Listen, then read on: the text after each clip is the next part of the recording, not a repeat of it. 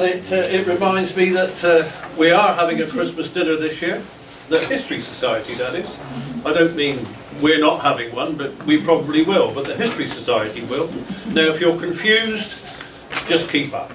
Anyway, we're going back to St Mellick Golf Club again on the 9th of December. It's 12:30 for one. The menus are at reception if you haven't had one. And I believe it's £20, and that includes a little tip for the staff there as well. So that's the Christmas dinner. The next meeting is November the 13th, and it is a presentation by Alan Jones on the Gresford Colliery disaster. Don't come here. We will be at the library next meeting. Okay? You probably had an email already about it. I'm reminding you now, we will send out other emails during the course of the month just to remind people that the next meeting is at the library. You know, we did have difficulties last time with the gym people and car parking and things, so we're going to give it a go and see how it works. So, the next meeting is where? The library. Thank you, you were listening. That's good. Right.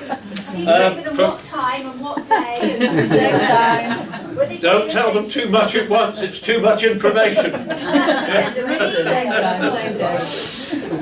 Where is the library? Where is the library? It's in the same place as it was this morning. Right. My look back this day in 1952, on the 9th of October, it was the Harrow and Wealdstone rail disaster. Now you may wonder why I mentioned that. Well, next October, a 12-month from today, we will be having a presentation, and the speaker will be talking about the Harrow and Wealdstone rail disaster. So, you know, it was just giving you plenty of advance warning. Can't say you weren't told. So, it's with great pleasure that I introduce one of our own members, Chris Grier, past treasurer, and he's still here, so he couldn't have done a bad job. Kept us on the straight and narrow, and then handed the books over. He's going to talk about social unrest in North East Wales, so if you see any of your forebears on any of the pictures that you might see on the screen, Chris will enlighten you. I asked Chris to tell me a little bit about himself. He said, I can't do that. I just like wallowing around in muddy puddles. He can't So that. His wife I just introduced Chris as the Peppa Pig of the History Society. Chris, you're most welcome. Thank you very much.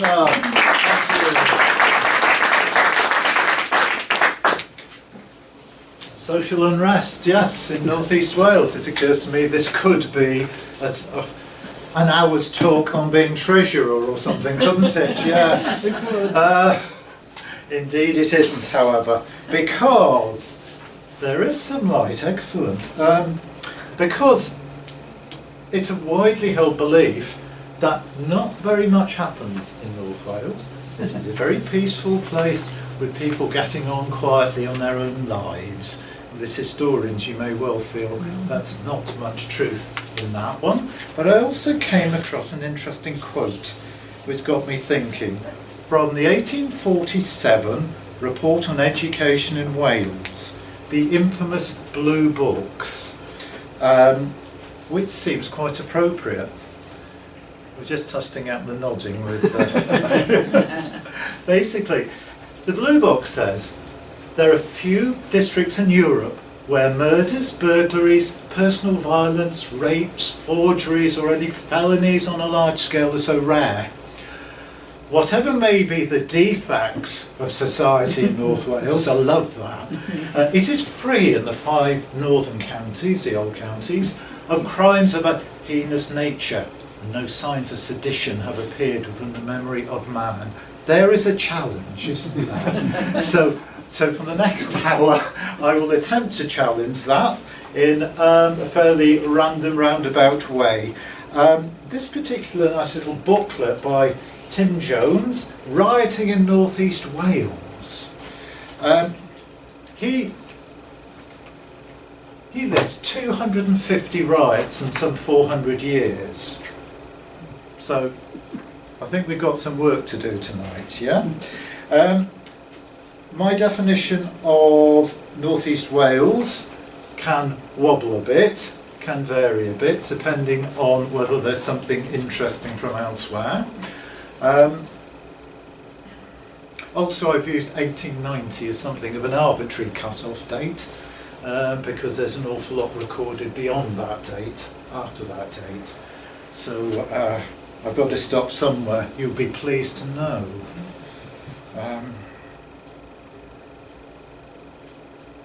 So basically, what's been happening here, what find us on the cutting edge, as it were, in Wales and in the world in general. Let's move on. These are the topics I'm going to touch on.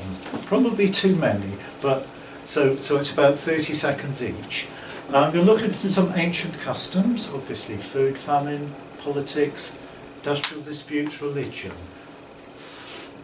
Very few things I'm going to say are in isolation. It's like a bowl of spaghetti. You'll find things crop up under different topics, so bear with me when it comes round for the 19th time. And finally we will end up with what I call the perfect storm, which brings a lot of things together. Sadly, not much time on agriculture and none on education. I think education, there is a talk in its own right there. Some interesting things were happening in the area in former times. I'll leave that to another speaker. Well guessed. Thank you. May seem strange, but I want to have a look at some ancient customs, because everywhere in the world, all regions, all countries have their own customs. It's the glue that holds societies together, holds communities together. It tells us what we can do and what we shouldn't do, because social customs can also, of course, be punishments, if you like, for bad behaviour. And one particularly interesting one in Wales is the ceffyl pren, the wooden horse, which is a traditional form of justice before modern day policing. The idea is to make a laughing stock of somebody, of a miscreant. It's public humiliation. Generally it's non-violent, but there is an undertone there. So it's a warning to people not to transgress, or a punishment for those who have. So how would we see this in real life? Well, blackening of faces was popular, a way of disguising whoever was doing it. The wearing of female apparel by the men, of course. Very important, that one. Rough music, the playing of rough music. Any old bits of metal or whatever you can bang together, a trumpet, make a large, horrible, cacophonous noise. Draw attention to it. Parading of the horse itself. The removal or reversal of clothing. And also escorting people away from the scene as well. We'll see quite a few of these, I think, work their way through. We have jumped, but not to worry, that's okay. To show you the impact, the power of the ceffyl pren, in 1857 in Llangeitho, near Tregaron, 2,000 people turned up. Don't know what they turned up for, but they turned up obviously to enjoy themselves in a village with a present-day population just over 800. So if we say it was the same then, it's 2.5 times the people who live in the village turned up for the party. I hope it was worthwhile. It has wider uses, however, than just localised community. Professor David Williams said that it can indeed be said that the Rebecca riots are an extension of the practice of the Kettle Pren. Now I'll argue that it's influenced disputes in North Wales as well.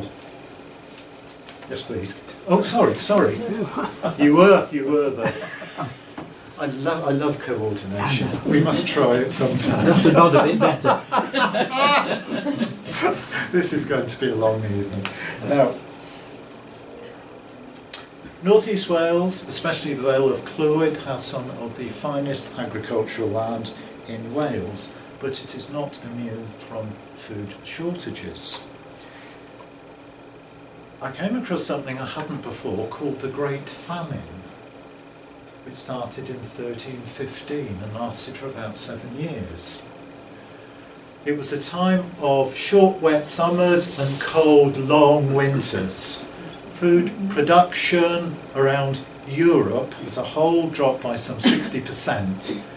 On top of that, there were outbreaks of a cattle illness called murrain or pestilence. Again, 60% of the livestock were taken down by that. Across Europe as a whole, 15% of the population died.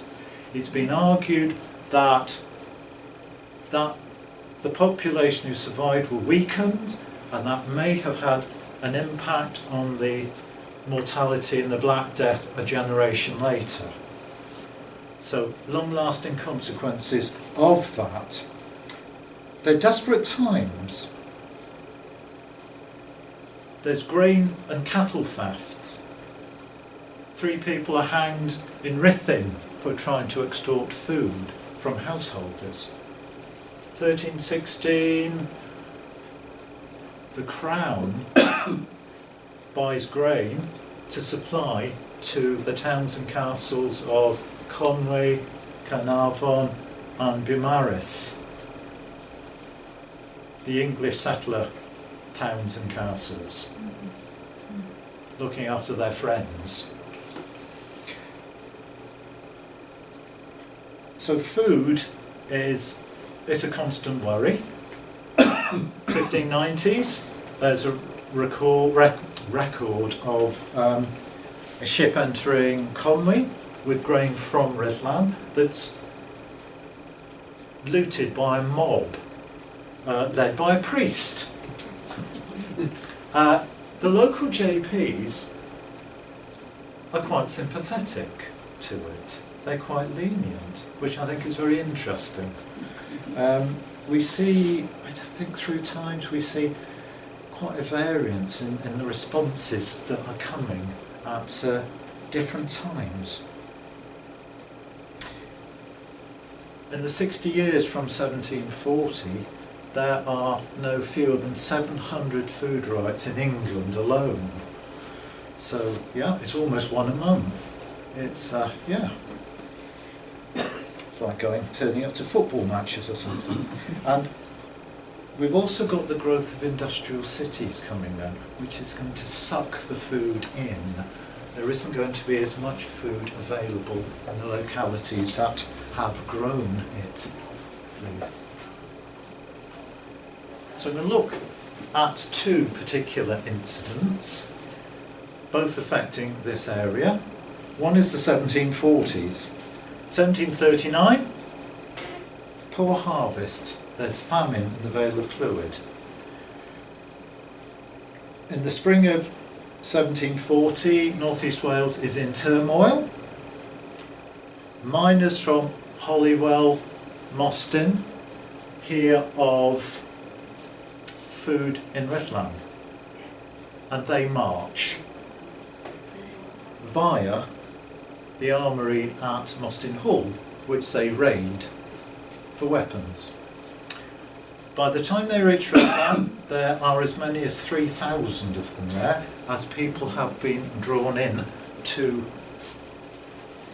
join the crowd here. They demand food, and they're not given any. So they pilfer the shops, many buildings destroyed, they go for the granaries. Obviously, plenty of granaries here prior to the food being shipped out of the port. There are outbreaks of rioting in other areas nearby, Denbigh, Abergele, Disseth. The authorities stamp down hard, and there are more than 100 arrests, and the occupations of those arrested are quite fascinating.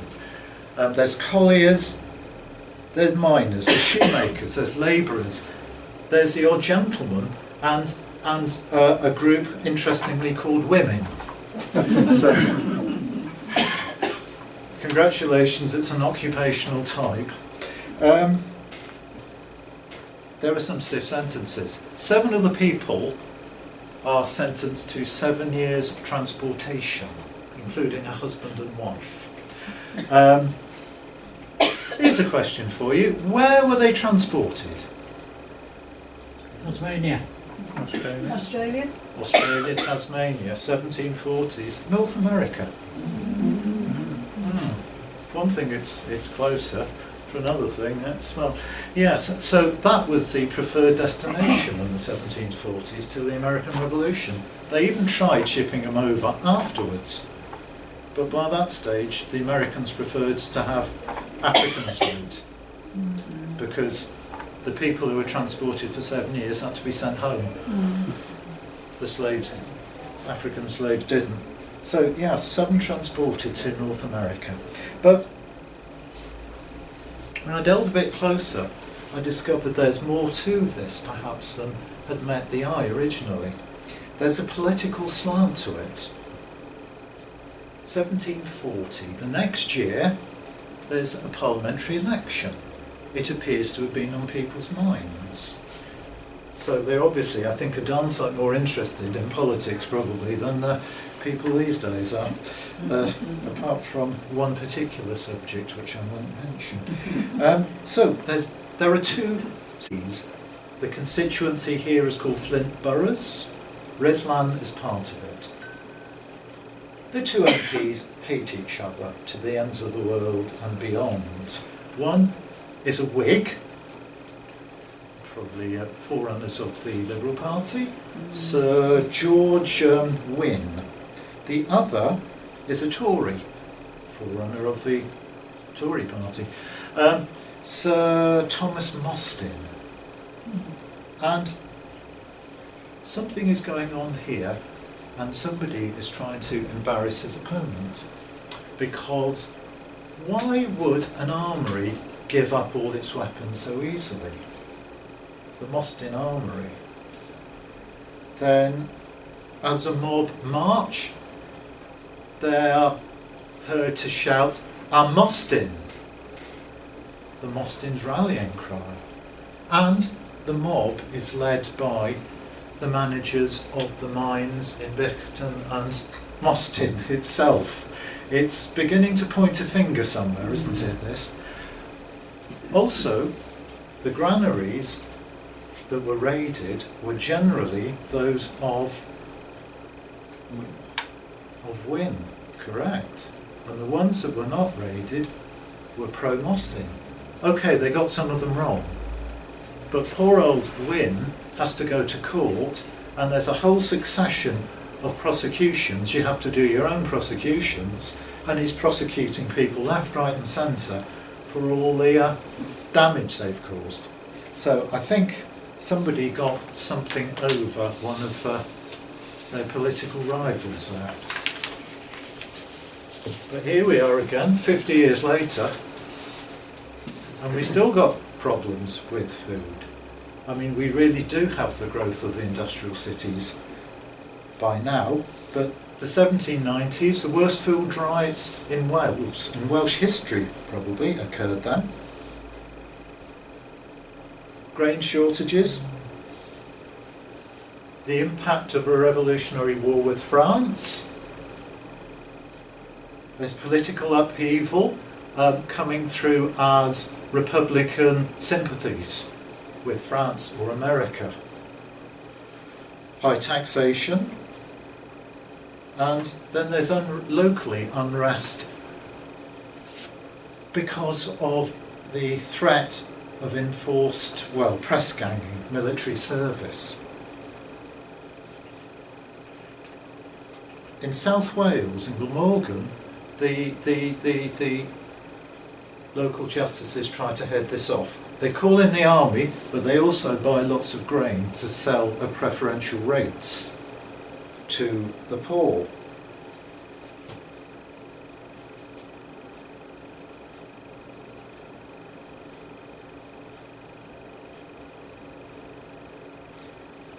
But attitudes are somewhat different because, as I mentioned, in 1795 they felt there was a real possibility of revolution. It's either a real or an imaginary threat, but it doesn't matter if it's imaginary, it's still felt. The powers that be were very concerned about this. Big rewards in our area were being offered for anybody, well, the arrest of anyone who promoted sedition, which is actually going to be American revolutionary propaganda, if you like. And we'll come across that later. But there are also local initiatives. There are also local initiatives to try to alleviate the situation, to try to stave off the worst effects of unrest. Thomas Pennant of Downing Hall, man of many parts, very interesting character. He encourages his tenants to release a steady flow of grain for local consumption. Many of the gentry are active in relieving poverty and famine. Subscriptions are raised to buy sugar and corn to sell to the poor at discounted rates. And attempts are made to provide work for the poor, such as opening a coal mine here in Redland. Are you aware that the Vale is sitting on a coalfield? Yeah. Interesting. Check your deeds when you get home. Find out who owns the mineral rights. I know who owns ours, and it's not us. But I can only assume they didn't do it because it might have some drainage problems. It's not just here with food riots. It's all along the coast westwards, as far as the Llyn Peninsula. We'll revisit this one a wee bit later. That's, if I may, let's switch to politics. So, the mob could be an agent of political control. It can exert pressure on their master's opponents. That's what was happening in 1740 in Redland. Elections were often accompanied by civil disorder, corruption and drunkenness. Actually, it sounds fun now I think about it. It was quite common for a local militia or even the army to be called in to restore order.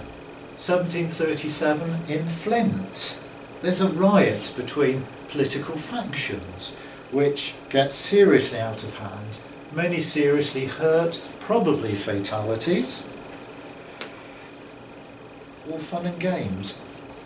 So we're seeing the development of the two-party system that we all know and love, or possibly not. Previous century, Parliament takes on the monarchy, which people call the English Civil War, but essentially it's very different political outlooks. And by the 18th century, it's moving into much more modern appearance. The Whigs, the forerunners perhaps of the Liberal Party, cleverly ally themselves with the incoming Hanoverian regime, and they're rewarded with power for the next 50 years or so.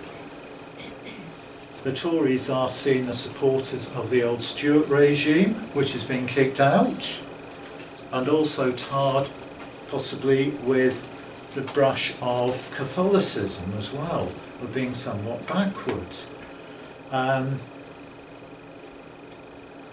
So it's hard. It's a hard time for them.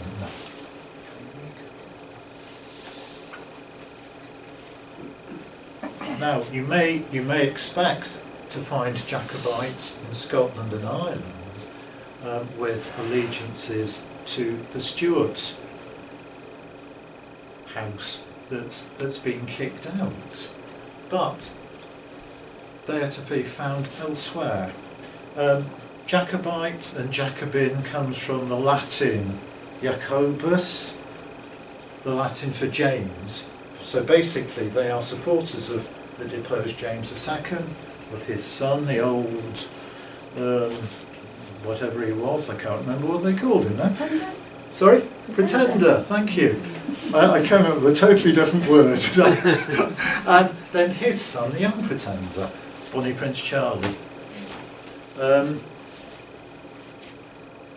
So they are allied with those people. And they're to be found in areas that are perhaps more outlying ones, not close to the centres of power.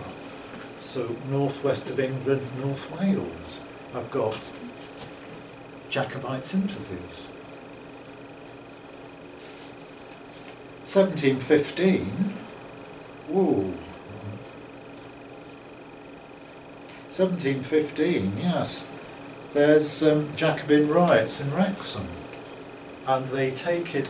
There's actually a lot of opposition after a few years to the new Hanoverians. People aren't feeling that happy with them for various reasons, political reasons in the Wrexham area, and they take it out on the dissenters and their meeting places, because the dissenters have allied themselves with the Hanoverians, I suspect, because they actually get freedom of religion, freedom to practice their faith by being with the Hanoverians. So their meeting houses are attacked. There's no police force in North Wales. The magistrates should do something about it. The year before, 1714, the Riot Act came in. The Riot Act was actually aimed at those opposed to the Hanoverians, such that 12 people could be told to disperse. You're a riot. You know, I read the Riot Act and you've got to go. Otherwise, anything I do now, I've got legal justification for. In Wales, especially North Wales, that normally means, right, you've had your fun, you've got an hour, and you've got an hour to pack up your stuff and go. And, you know, the fun seems to end at that point. That has tragic consequences later. But nobody does that. Nobody does that in Wrexham. The mob rule Wrexham for quite some time. How do they get away with it? Well, the leader of the mob is Sir Watkin Williams Wynne of Winstay Hall, the largest landowner in North Wales. He could ride from his estate on the English border by Wrexham, due west to the Irish Sea without ever leaving his own land. He's worth a few bob. So he's in charge. He's in charge of everything. He's an MP, he's heaven knows what else. So, yes. And he helps found something called the Circle of the White Rose. Cycle of the White Rose, sorry. And this is a Jacobite club where they talk sedition, and they have knees-ups as well, and they drink toasts to the king over the water. Very treasonable stuff, and yet they've minuted it. The minute books still exist. It's crazy. Absolutely barking mad. And so Watkin keeps in touch with the Jacobites on the continent. He's in touch with them for over 30 years. If that's not sedition and treason, I don't know what is. And here he is himself.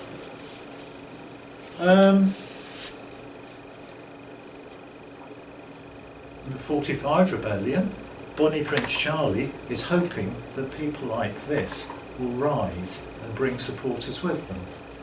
They're considered to be English, by the way. So when I refer to England, North Wales as England, that's why I'm doing it. But poor old Charlie was deceived because they promised far more than they were prepared to deliver. Very few actually went and joined him, and those who did, quite a few of them met sticky ends. Our boy here doesn't. He keeps sending statements about how he wishes the prince well, and when Charlie is back on the continent again after the failed uprising, and they have a post-mortem as what goes wrong and what went right, he says that what he will do in future, he will give the same support to his English friends as they gave him. He will drink a toast to them. But how does he survive 30 plus years of treason? The only explanation I've found is the possibility that they've already got the active leaders, or they've fled, and the active leaders they've caught have gone to the block, and maybe they got people like Sir Watkin where they want him. I don't know. It's a mystery. Next, please. Next, please. Yes. I couldn't find a picture of revolutionary Denby, so I'm afraid that Paris will have to do instead. I've always liked that one because it was on a history book I had at school in the 70s. But 1789 to about 1800, period of worries, of concerns. As I mentioned, frequent wars with France, harvest, profiteering, high taxes, etc., etc. With the country close to revolution in 1795. Locally, we're seeing the establishment of militias to try to keep order. We see them in Wrexham, Denby, Mould in that decade. 95, we've also got gangs of miners looking for food and coming to Rhuddlan for it as well. Well, the government passed the Navy and Militia Act, which says that the counties have to supply men for the army and the navy. And they try to do this in Denby.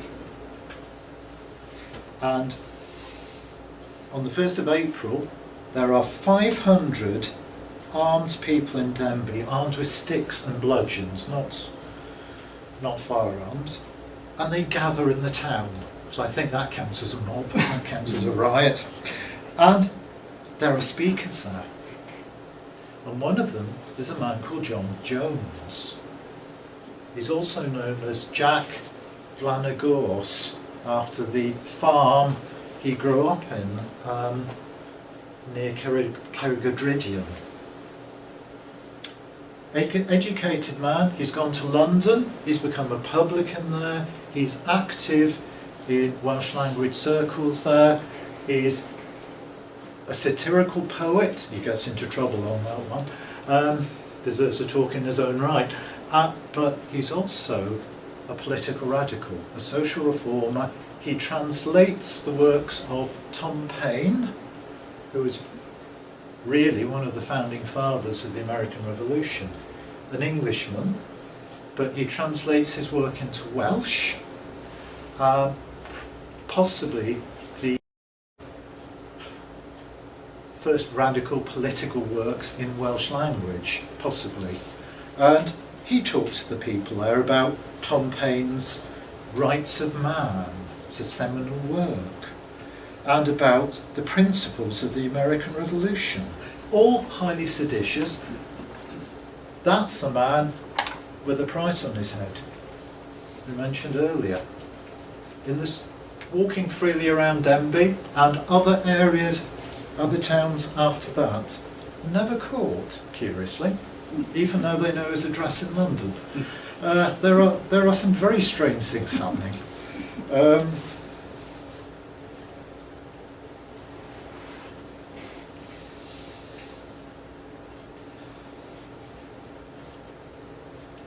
Well, the coal miners have a rest November 95. It's the lead miners this time who go out from Talagoch.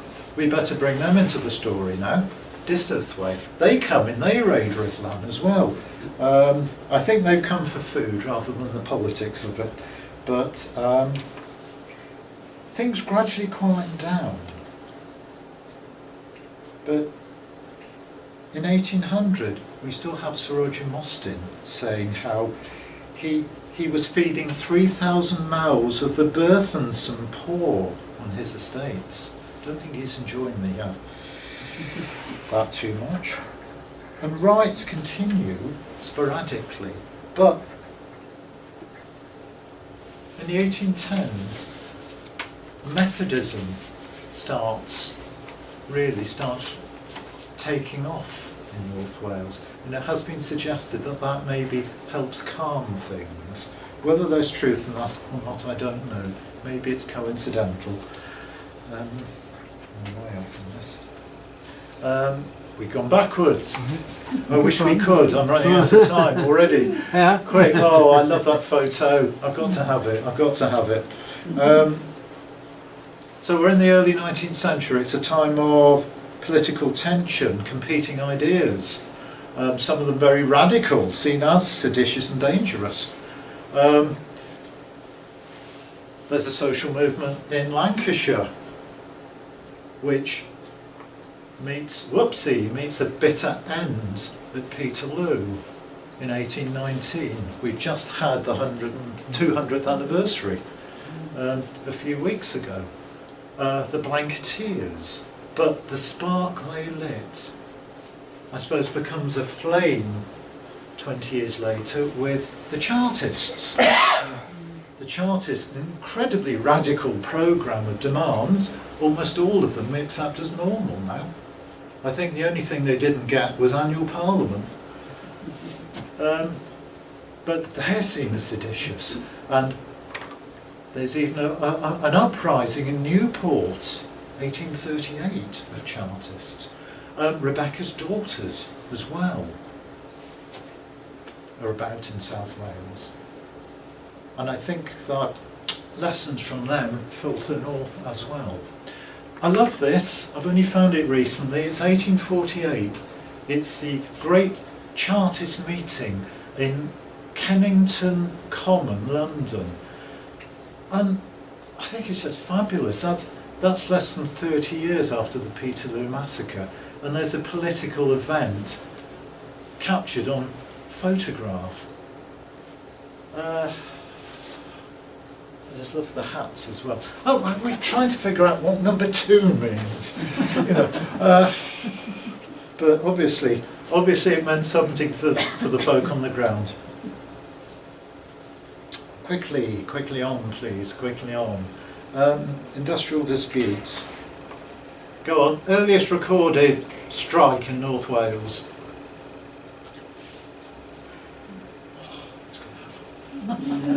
I'll tell you something, you weren't in it. Go on, because you all knew the answer. Onwards, ever onwards. 1336, how about that? Maybe we were involved in it. There's tension between England and the Franco-Scottish alliance in the 1330s. 1336, Edward III puts coastal communities on invasion alert. He hasn't got a standing army or navy. So what he does is arrest ships. Not quite what it sounds today. They have to go to a particular port as quickly as they can and wait for royal orders. And they are in royal service until they're stood down, at which point they get paid. Now the crews are whizzed off because they're losing potentially lucrative cargoes, whilst twiddling their thumbs. Something happens in North Wales, probably the ports on the Menai Strait. I told you my definition of North East Wales was a bit lazy. Something happens. They refuse to take part. Well, what a wonderful situation the new Admiral of the Western Fleet has just walked into. Poor old Sir Geoffrey Say. He writes to the King and says, what do I do about this? And unbelievably, the King says, oh, pay them. Pay them up front. But it's not a precedent. Like heck it isn't. It's curious, but actually that's an example of how feudalism is crumbling. Because it sets the precedent for sailors for the rest of the century to improve their lot.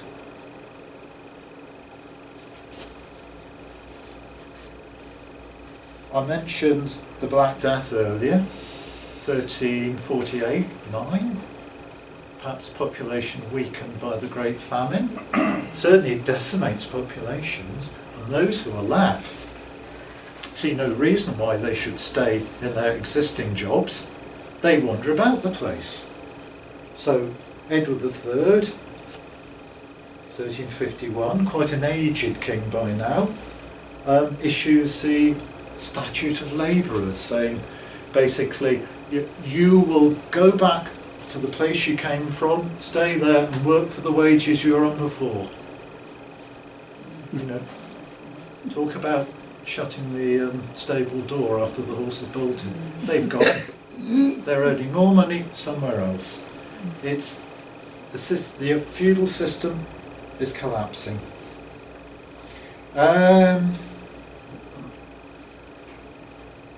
I think I'm going to have to cut some things here, but what I'd hoped to do was show you some examples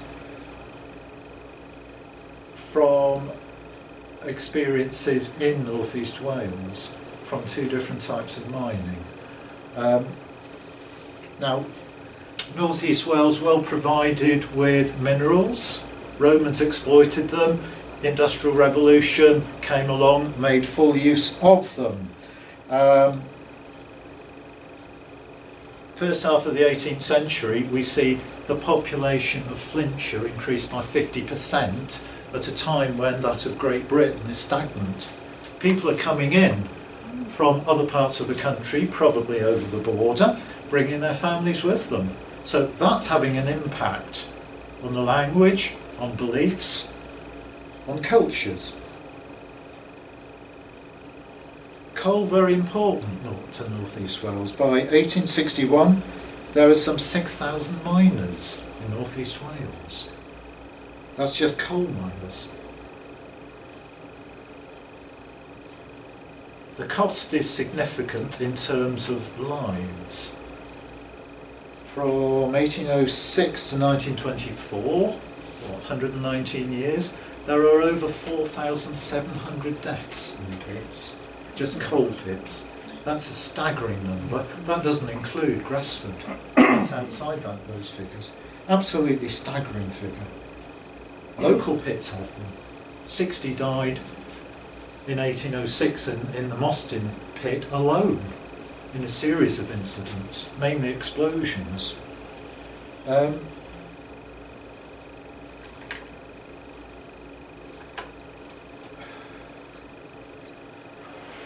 So these pits are concentrated, or perhaps in the Wrexham area, Mould, Mostyn. And I want to contrast that and compare that with the experience of the lead mines, which are much more rural and generally smaller, and attitudes are somewhat different on those. And so they get different outcomes. I think that's... Oh, sorry. Yes. We're on sync. This is brilliant. We're back. I haven't got a picture of Talagach as it was. This is after it closed.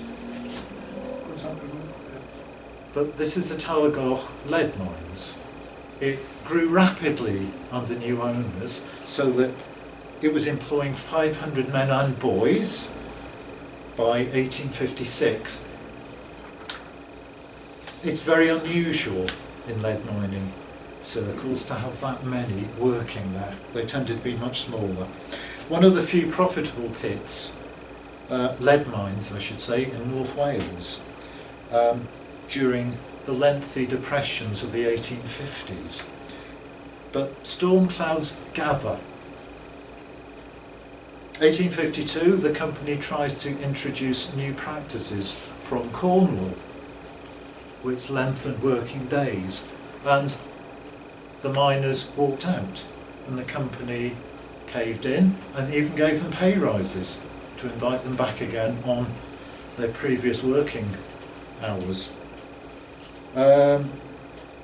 Job done, they might have thought, but not so. 1856, the company come back with proposals for pay cuts again. The miners go out and they suggest arbitration, which the company is not interested in. There's an impasse. Basically, I suppose they're playing chicken, aren't they? No one's going to back down first. Things start to go wrong. The first violence reported was actually the breaking down of fencing around an enclosed area that was formerly common land, somewhere near the pit. Nobody's certain who did it. It might not have been the lead miners, or it might have been because they felt that land should not have been enclosed. Next one, please. This is all from our old friend Moses Griffith. As ever, I really like his work. This is about 50 years before the incident I'm going to mention, but I don't think it will have changed much. But what I've got to say is you can see Desmond Castle up there. And I imagine that must be Moyle Hirathic before it lost a third of itself to quarrying. This is the house in which the mine agent lived, Ishmael Jones, with his family. An incident happened there in August 1856. Some 30 people, many dressed as women, possibly a nod to Rebecca. They surrounded the house and they discharged pistols. And they suitably intimidated the occupants of the house. The following day, anonymous letters were received by the drivers of the drainage engines at the pit, and they walked out and switched the engines off, and the workings began to flood.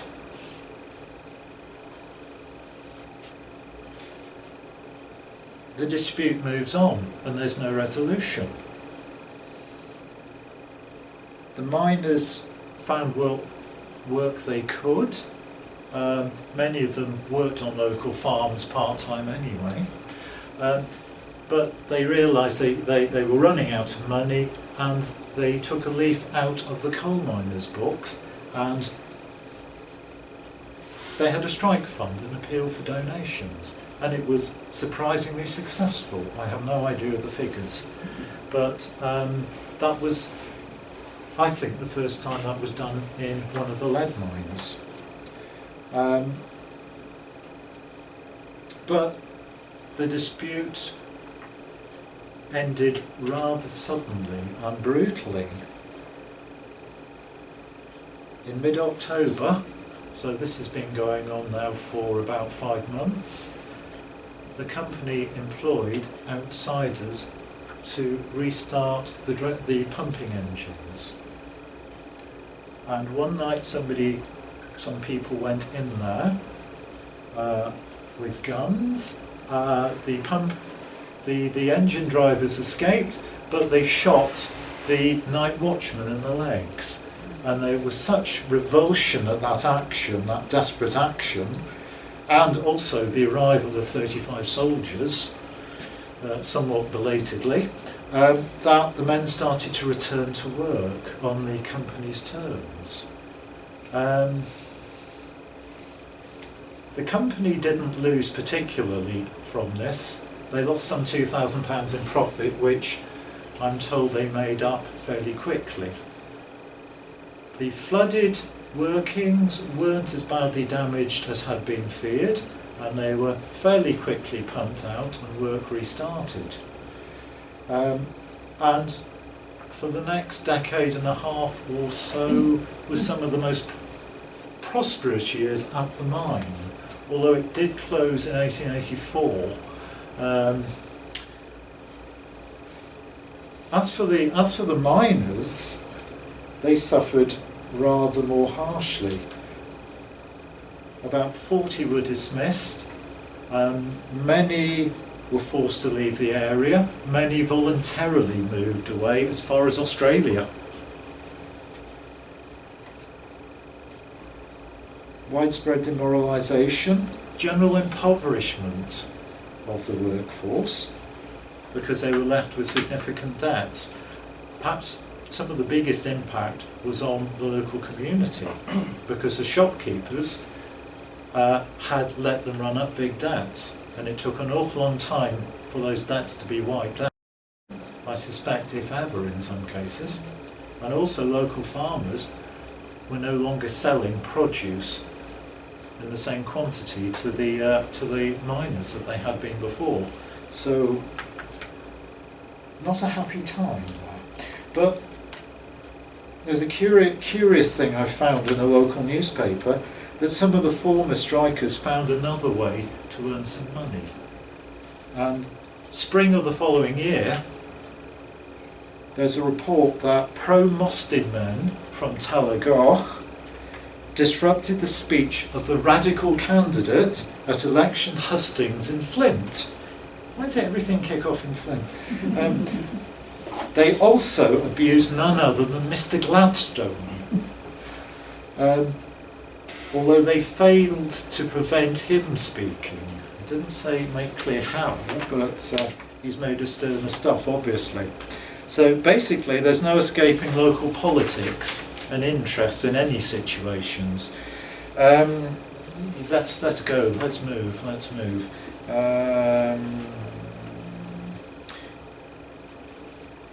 Two incidents in the Mould area from coal mining, which give some idea of how old methods continued in use, and what became of those methods in a slightly later incident. Bromfield Colliery near Mould, 1831. There's a strike. 200 men from Flint, told you, they took exception to the recruitment of Anglesey men to work in the pit, who were being paid more. So they picked them up, escorted them to Baggift, but allowed them to collect their pay on the way to the station. They fed them in a local pub. When they got to the station, they paid them their fare. Oh, they did tell them not to come back, but all very amicable. One man persuaded them he wasn't Anglesey stock. So what they did, they let him go, but as long as he reversed his jacket. 3 of the mob were arrested, and they were charged with riotous assembly and assault. This sounds very serious to me. The judge stated in his summing up that it was nothing less than a riot. The jury didn't agree. They found them not guilty. It's rather more tragic 38 years later, which I've actually added this one. because it's an anniversary, isn't it? 150th anniversary. There's a play this month in the streets of Mould, on the Mould riots. I think it's in Promenade. I'm not quite certain how it's going to work at night, but there we are. 1860s, there's a coal depression. So owners are probably looking for ways to save money. But something has happened to the local pits. Many of the Welsh owners have been bought out by absentee English owners who have installed English managers. They're ignorant of local customs. A number of those managers have been packed off on the train with money for some sort of transgression.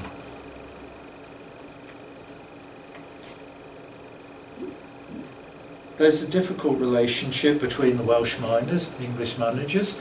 The managers are often seen as tactless or even downright anti-Welsh. And that certainly seems to be the case in Leeswood Green.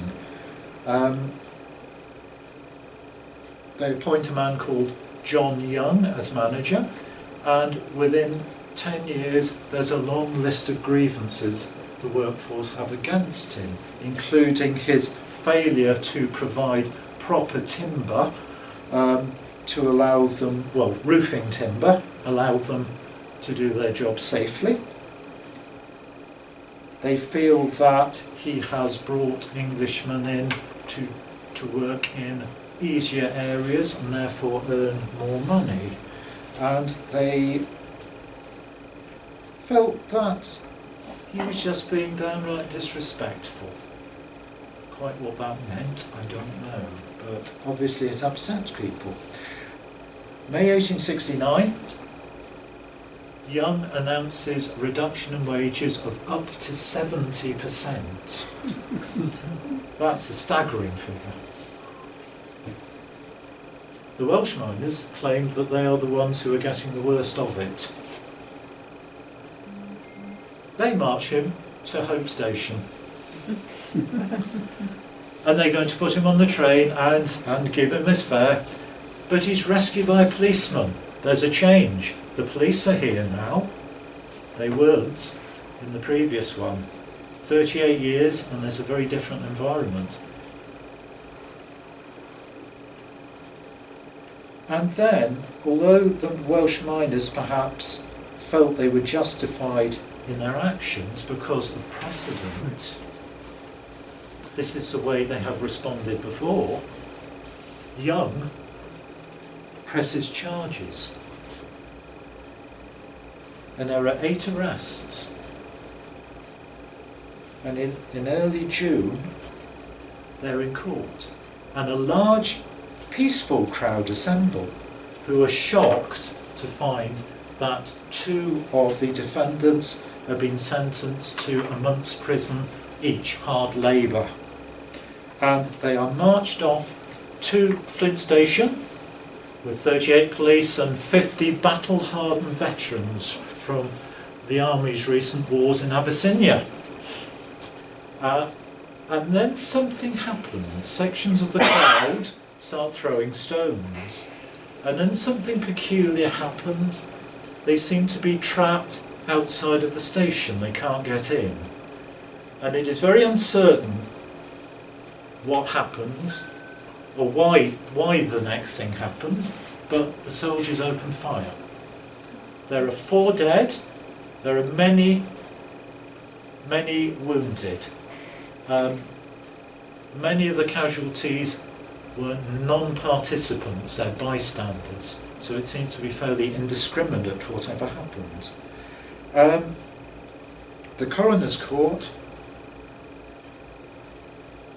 is assembled and they declare it's justifiable homicide, which suggests that the Riot Act has been read. But there is conflicting evidence here over the circumstances. It seems no order was given to open fire. It appears that the Riot Act wasn't read. I think possibly we are too far away from events now to know what happened, but it's a very different outcome to the others, to the other ones. It's reported in national newspapers. This is the Illustrated London News. They didn't have a camera there that day. They obviously had an artist. It's raised in Parliament. Karl Marx raises it with the International Working Men's Association in Basel in Switzerland. So yes, it's heard widely. From this event, 6 people are found guilty of rioting, and they're sentenced to 10 years. And there's no repeat of a riot at all after that. But curiously, 4 members of the jury who sentenced them have interest in local coal mines. So you do wonder about the impartiality about some of those participants. Things change then. A mining union is established which actually grows quite quickly, and perhaps the Welsh miners who felt that they could use the old methods of justice, the old methods of resolving issues, now realise that they have to take part in customs that have been previously alien to them. They're now part of a pan-British situation. Let's move on.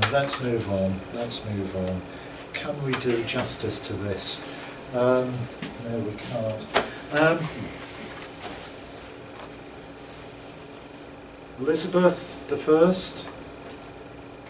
trying to walk the tightrope between her father's Protestantism and the underlying Catholic sentiment of large numbers of people in her country.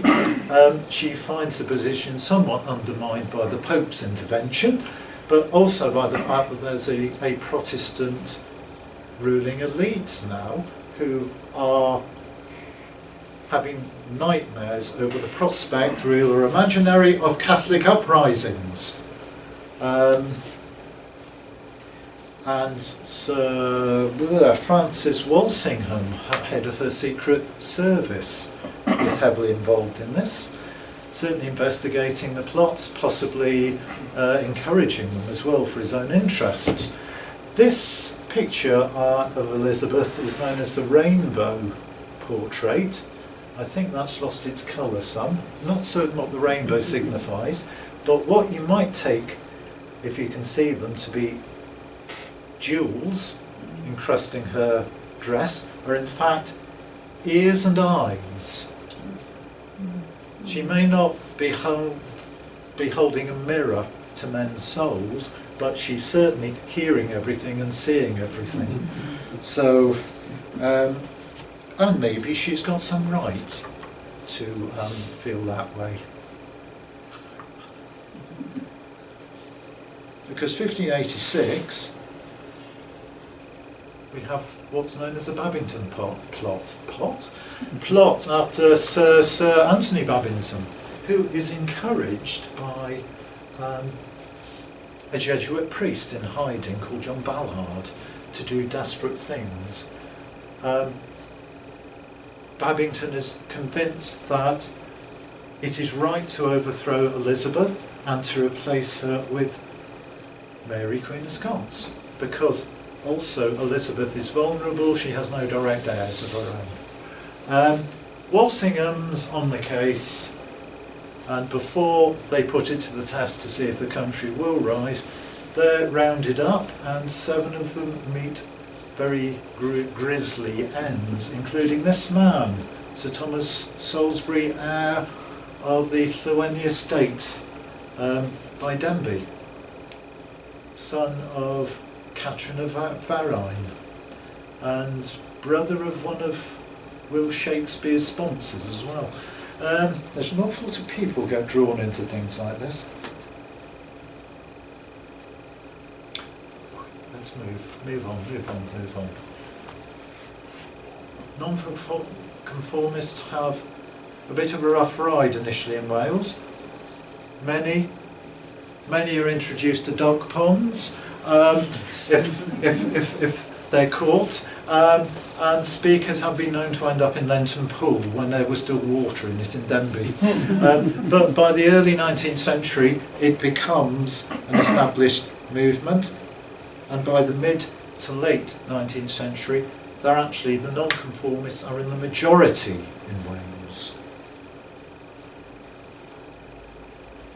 And religious life, I guess, is polarised there. We've got the Anglican gentry and their followers with the common people, if I can say that, who are more likely to be non-conformist. And the non-conformists feel that they've been discriminated against in life.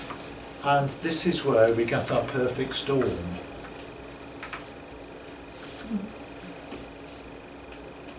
And this brings together a series of grievances: agricultural reform, politics, religion, language, Welsh radicalism, nationalism, you name it, we've got it. 1880s, hard time for tenant farmers. Prices are depressed. Previous decade, free trade comes in, and the country is awash with American grain, for example, from the prairies. Great for the consumer, not so good for the producer. They look at ways to cut their costs. They cut their wage bills. They try to cut their rents. Some landlords are sympathetic, and they manage some reduction. Then they look at the tithe, the hated tithe, the money that non-conformists will have to pay to the Anglican Church, whether they want to or not. Some parsons are sympathetic, but the one in Llanarmon and Yarl is not, and refuses to budge. He wants his full tithe. A tithe, incidentally, that's set by the church commissioners, not based on what the farmers are actually producing. So it's an idealised view of what they're producing. And the local farmers decide they're not going to pay a penny. End of story. And they establish an anti-tithe league.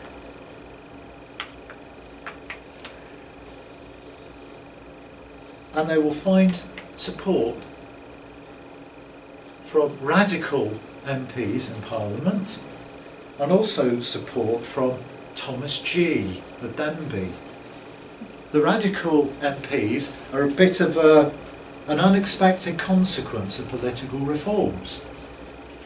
Up until now, up until 1872, there were no secret ballots, so voters could be intimidated by a mob or by threats to their livelihood. But after 1872, it's a secret ballot. That changes things. And reform acts, successive reform acts, widening the electoral franchise, that is, more men are allowed to vote. It brings in more farmers, it brings in some farm labourers. It's a different electorate. A lot of Welsh radical MPs are in Parliament. Thomas G, interesting character, firebrand, a printer, nonconformist preacher, businessman, edits and prints Welsh language newspaper, Bana ac Amserai Cymru. And this becomes a focus for the opposition to the tithe. He's got a track record. In the 1850s, he opposes the church rate, refuses to pay it. His furniture is confiscated, as is a £60 cheese.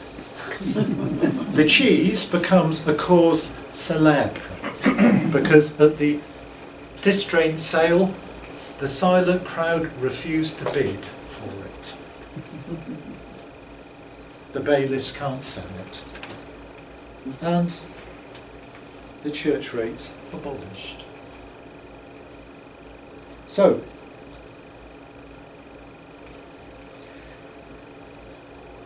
the farmers in the Llanarmon area are refusing to pay their tithe, so the authorities step in to collect it for the church. But a large crowd assembles and prevents the first attempt to seize goods from the farm. The second attempt, the authorities are learning. A police inspector and 60 officers go in, supporting the bailiff, and they make some headway. Both sides are learning again. By December of '86, Whitford, not too far from here, 80 of Flintshire Constabulary's finest, and a crowd of about 1,000 strong. And it's rather bizarre. The Deputy Chief Constable said that the auctioneer was hit very frequently by rotten eggs and snowballs, and so was I. But I did not mind very much, as it was done partly in good humour. Love it. Well, I love this policing, yes. I mean, the dispute spreads. It goes to North West Wales. There's a young solicitor you may have come across gets involved. David Lloyd George, I think his name was. Yes, he gets involved in this. Yes, please, go on. But things don't always go as well. Summer of 1887, a large number of police and troops go to Mochtra by Colwyn Bay, where they're opposed by country folk and also townsfolk, and things go very wrong. Things turn violent. The Riot Act is read, and people disperse, but not after there are 84 serious injuries. 50 civilians, 34 police. And bizarrely, it's still not without its humour. Because as the Riot Act is being read out in English, somebody shouts out, "Do it in Welsh, there are people here who don't understand English." And the authorities look around, and one poor nervous police sergeant's pushed forward, who stumblingly translates it into Welsh, much to the amusement of the crowd.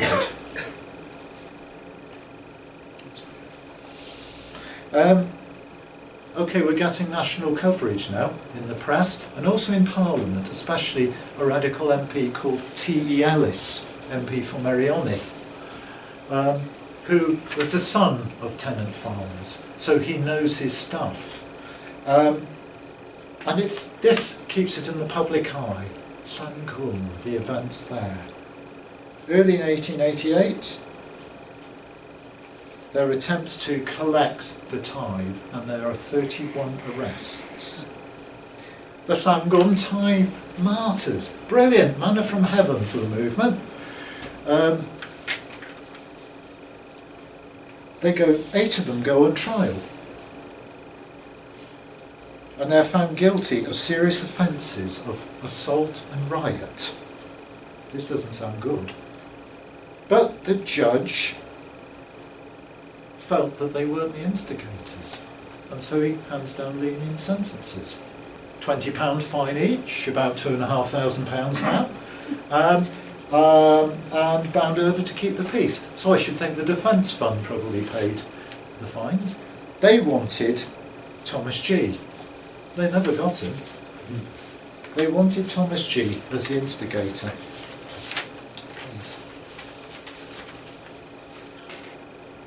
That's a trumpet in an archive or a museum somewhere, I've forgotten where, actually used in the days. This Llanfair TH with police at the front. I'm not certain if that's the army at the back. But this lot here are emergency men. They're hide heavies. I especially like this fella's swagger there. He thinks he's the biz, doesn't he? And we'll see they come out more and more for the emergency men.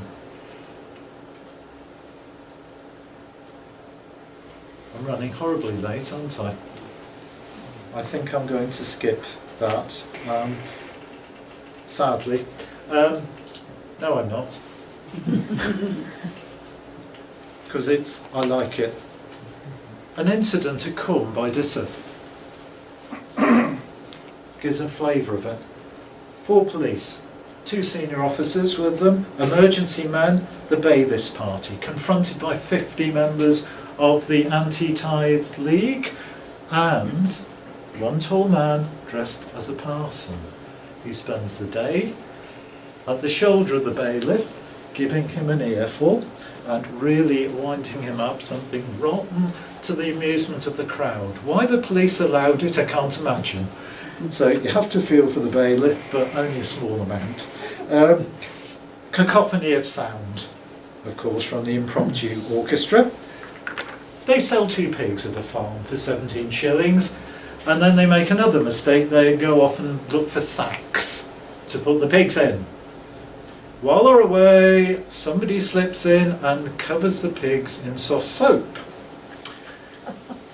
Well, you can imagine the scene as the police and the bailiffs try to catch these, at best of times, difficult animals to catch whilst covered in soap. Like a carry-on film, isn't it? Gradually, I mean, the dispute drags on, but it's fizzling out as well with sporadic flare-ups. And it does accomplish its aims. Oh, yes please. They've shown that the authorities collecting the tithes, it's difficult, it's expensive and time-consuming. It costs them more than the money they're trying to collect, which is the name of the game, really. It's a waste of police and military time. It leads to an Act of Parliament in 1891 that puts the onus on landlords to pay the tithe, not the tenant. That's significant. The fact that the landlord generally pass the tithe on again to the tenant by raising the rent is another matter. They are not paying the tithe. It gives publicity to the land question. An official inquiry acknowledges that tenants' farmers are having a much harder time than the landowners are, many being driven to bankruptcy. Perhaps the biggest gainers are those with the wider political agendas. The MPs use the momentum to push, to press for social change in Parliament. And our friend here, Thomas G, he saw the tithe issue as a step in his main goal of disestablishing the Anglican Church in Wales. Now, it didn't do that lawyer much harm either, did it? David Lloyd Watson? No. Yes. And Thomas G and his horse Degum. Anybody like to translate Degum into English? It's Tithe. Tithe. Isn't it lovely? He's called his horse Tithe. Why would you do that? Please, please. Yes, I know I am not running late. I mentioned agrarian reforms, the acceptance that the tenants were having a worse time than the landed gentry. However, by the end of the First World War, so many of the big estates were being sold off because the gentry were heavily in debt. Interesting figures, North East Wales, 11% of the land in 1887 was owned by the occupier. By 1970, it was 59%. I haven't got figures for later than that, but it's a staggering change.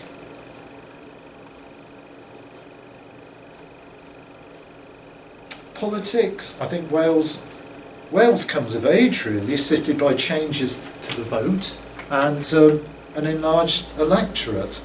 By a curious twist of fate, the Liberals find themselves displaced by Labour as the party of the working person from 1918, which is when the first women get the vote again. So I wonder where the responsibility lies there. Religion, nonconformism, dominance. The Anglican Church is disestablished in Wales after the First World War. The tithes soldier on till 1936, when they're finally abolished. Traditional social controls sort of wither away. Rural communities are less isolated. There's mass media and social media that does the controlling now. And of course there's also modern policing, which wasn't around at the time. National identity is being forged.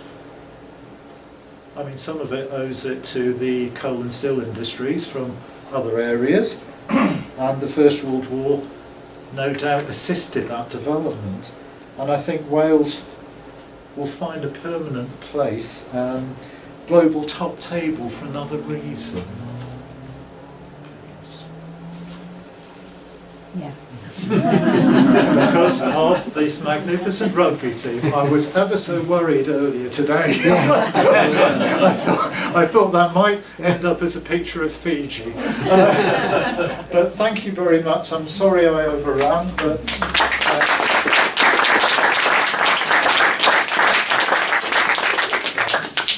Thank you very much, Chris. Very interesting. A couple of things that sort of jogged my memory. When we moved up from South Wales to North Wales and we had the deeds of the house and we looked and there was mineral rights were mentioned, and I didn't bother to dig the garden because the money was going to go to the Duke of Westminster. I thought, no, not having any of that. You mentioned Flint 3 times. Things don't change very much. It's now fueled by alcoholism and nothing else. But anyway, thank you very much indeed. Most enjoyable. Don't forget, next month we're at the library. Yay! Well done. So there we go. We look forward to seeing you all there then. In the meantime, thank you, Barry, for deputising tonight, doing a sterling job as tech man. And he's behind me. I was going to say, where's Hayden with the raffle? Was it Panto season already? He's behind me. And don't all run away because a cup of tea will be with us shortly. So thank you all very much for coming tonight.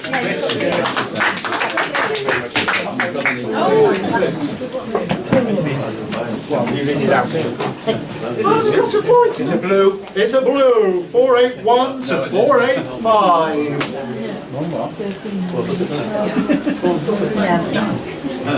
See? No.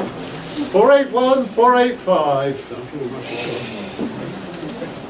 Hey, somebody's waving at me anyway. I know what Colin wants. I know what Colin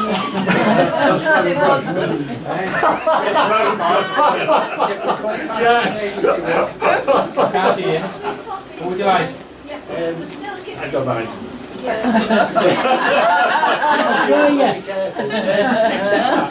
Yeah.